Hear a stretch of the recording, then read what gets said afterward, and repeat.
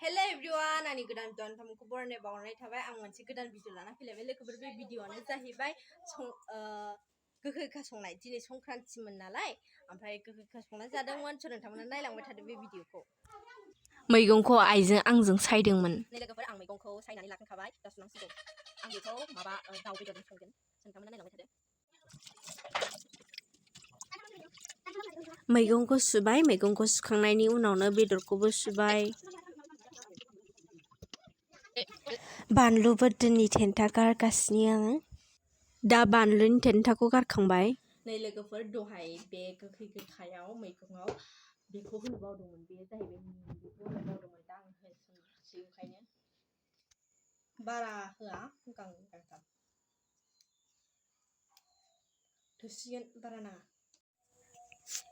नै थाव गुदुङाव दाउ बेदरखौ होसनबाय। बेदरखौ होसनखांनायनि उनाव दसे एरला एरलि खालामबाय थाबाय। बेनि उनाव दोनथ'बाय। नै लोगोफोर, दाउ बेदर एवनायाव दा आङो संख्रि होबाय। संख्रि होखांनायनि उनाव नायलांबाय थादों आं मा होसनबावो। नै संख्रिखौ आं एसे बुरजा होदोंमोन लोगोफोर, जाहाथे उनाव बै मैगंखौ गोखै गोखा मैगंखौ होसननानैबो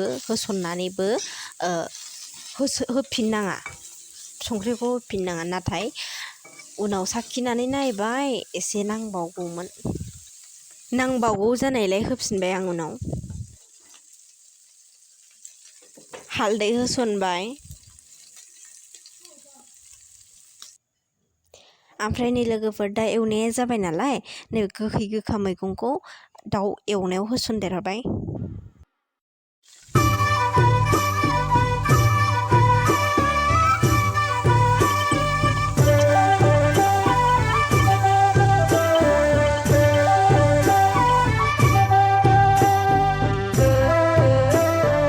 नै लोगोफोर, आं माखासे देनाय जिनिस होसनगासिनो दङ।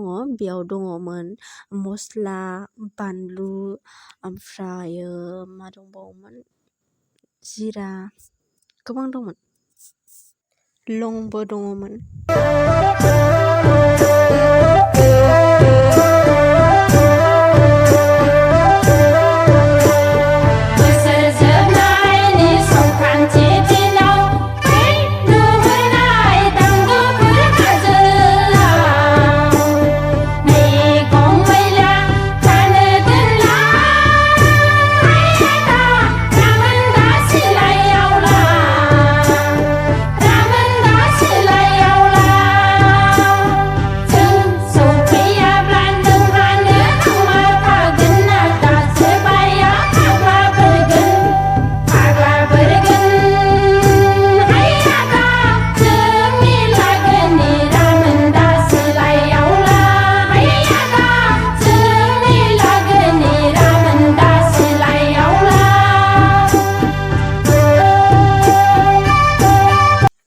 नै लोगोफोर, आं भिडिअखौ बारा गोलाव खालामनो सानला।